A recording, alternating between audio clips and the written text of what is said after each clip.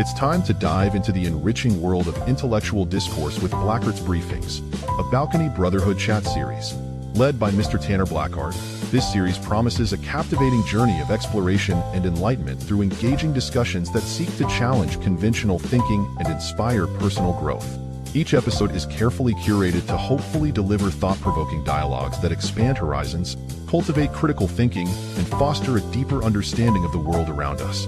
With a blend of wit, some wisdom, and a different insight, Blackart's Briefings aims to create a community of thinkers and learners who embrace delving into the complexities of the human experience. So, buckle up and get ready to embark on a transformative intellectual odyssey with Mr. Blackart and his Balcony Brotherhood chat series. Look at that, you're back. So glad you decided to join me here on the balcony, where below the city it's buzzing, just like a kicked hornet's nest. That glow out there, suit and steel and dreams, all clawing their ways in different directions. Up here, we've got the good stuff, leather creaking underneath of us, smoke from the cigar hanging thick, and bourbon that bites just enough. I'm Tanner Blackart, and this is Blackart's Briefings, a Balcony Brotherhood chat series. Last time we started a new topic and named the beast. It's called Victimhood. Tonight, we're digging into why we pet it, feed it, damn near cuddle up with it. Why do we stay in the cage when the door's wide open? Grab a glass and let's talk about it. I can wait.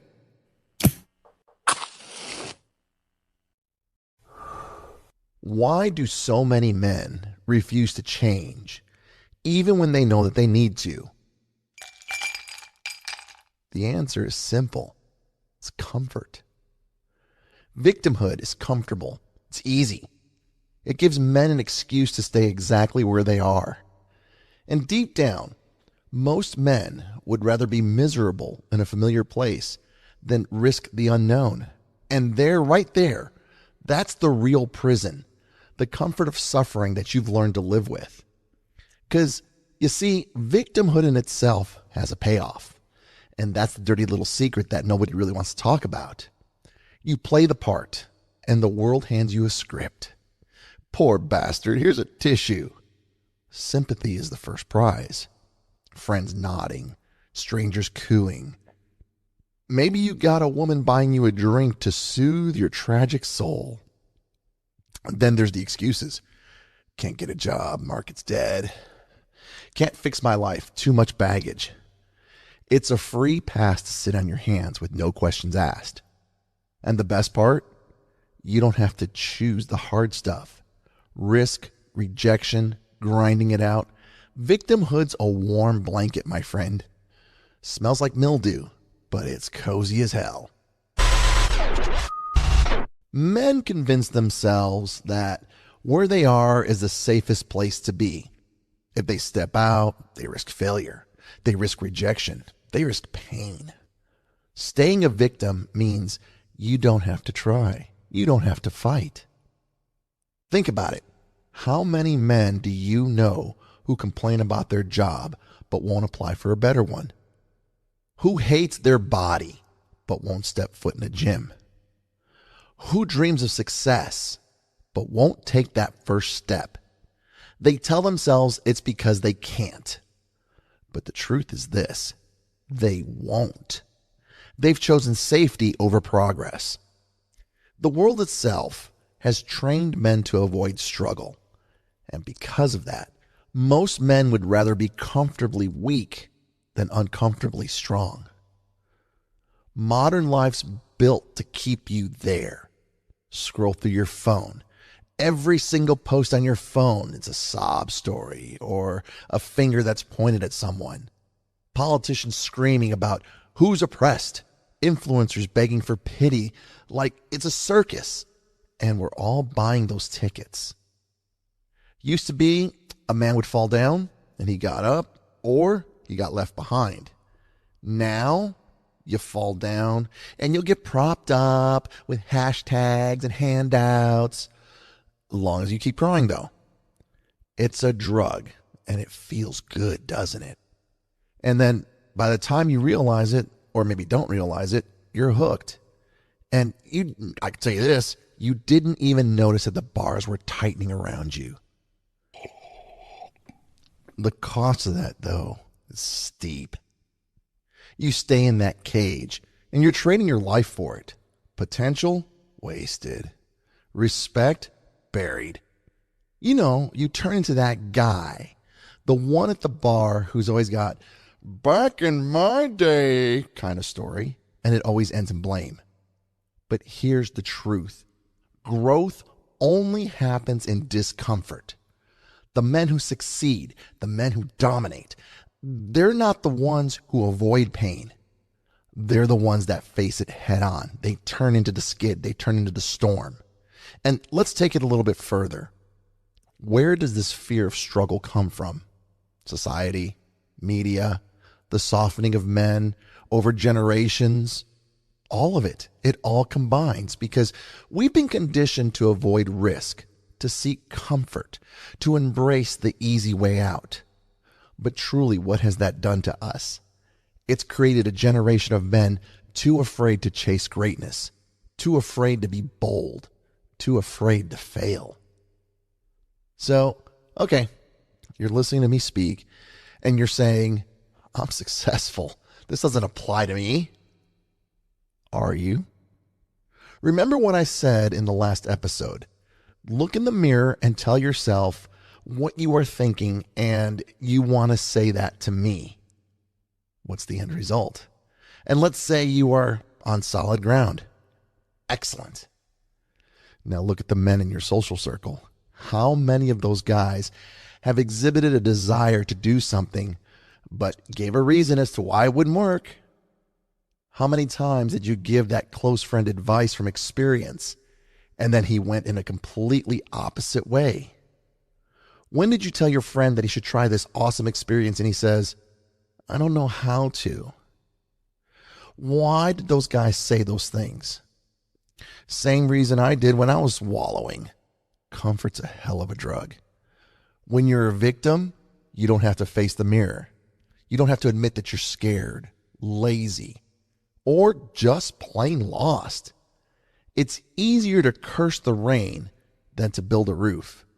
But that's the lie that we swallow. That staying small, it keeps us safe. Truth is, it's killing us slowly. Every day that you lean on that crutch, you're limping further from the man that you could be.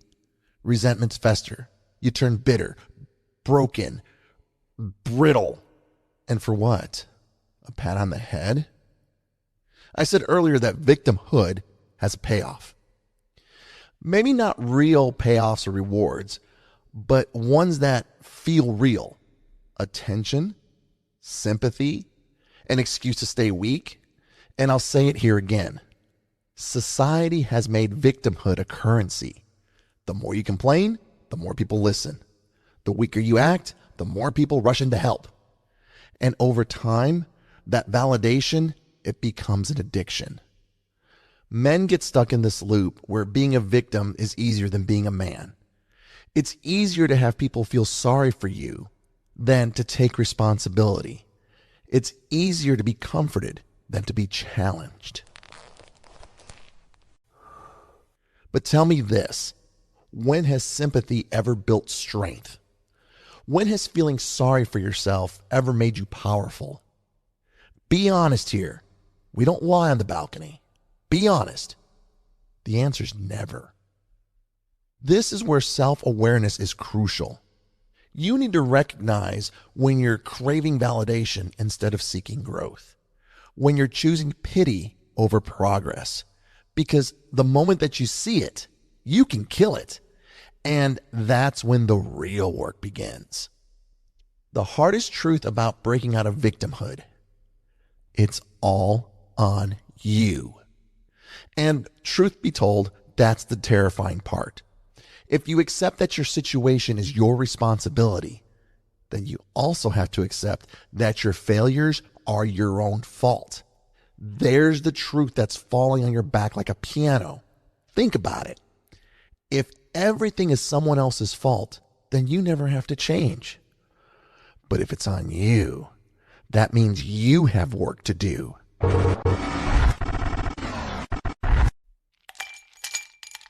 You see, that's why most men never take that step. They'd rather blame their boss, their past, their parents, the system, any and everyone but themselves. Because the second they accept responsibility, they can't hide anymore. But here's the flip side to that. Once you take responsibility, you take control. You stop waiting for the world to change, and you start changing yourself. And that, right there, that's the key to freedom. And here's the kicker. Most men, they won't do it. Nope. Most will hear this and agree, but when it comes time to act, they'll freeze. They'll wait. They'll say tomorrow, and then tomorrow never comes. Only the men who act, who move now, will ever break free. So let's just recap what I said. Number 1, stop making excuses. No more, I can't. No more. It's not fair. Own your reality and take action. Number 2, get uncomfortable daily. Do something hard. Lift heavier. Wake up early. Take risks. Train yourself to thrive in discomfort. Number 3, cut out the validation seeking. Stop looking for sympathy. Stop needing approval. The only validation that matters is your own, plain and simple.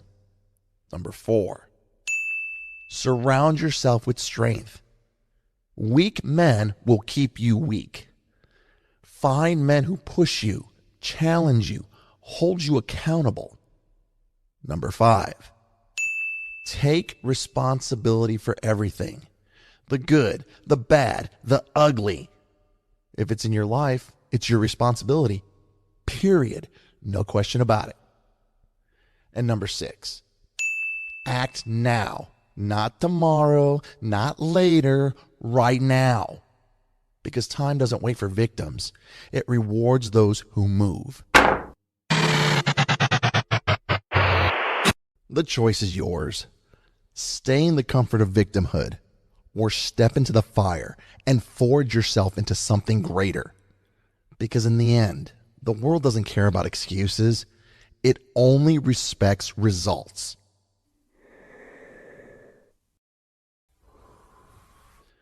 Look out over the balcony, please, at that skyline. Some guy's out there right now. He's clawing his way up. Busted knuckles. No sleep. No excuses. And then there's the other guy, whining into his pillow about how the deck's stacked against him. Same world, different cages. We stay victims because it's soft, familiar, and getting out means sweat and bruises. The next time that we're together, we'll talk about facing the mess that we've made to take responsibility for our own lives. Maybe even breaking that mirror that you've found a nasty truth in. For now, swirl that bourbon and let it wake you up. Where's your cage, Hoss? What's keeping you comfy in it? This has been Blackart's Briefings, a Balcony Brotherhood chat series. Stay sharp, stay safe, stay confident, and I'll see you on the balcony. Thanks for downloading Blackart's Briefings, a Balcony Brotherhood chat series. The information shared by your host is for informational and entertainment purposes only and should not be considered professional advice. Opinions expressed by the host and guests are their own and do not necessarily reflect the views of affiliates or any platform on which you get your pods. We encourage you to do your own research or consult with a qualified professional regarding any of the topics discussed on the show. While the show strives for accuracy, we cannot guarantee all information shared is current or complete. Remember, this podcast is meant to spark conversation and share ideas. Stay curious and always ask questions. Don't forget to like and subscribe so you don't miss an episode. Until next time, be the best person that you can and stand up for those who can. For Mr. Blackart, I'm your valet, Mr. Reginald Montague, and I'll see you at the next briefing. Don't forget to subscribe. Like and subscribe.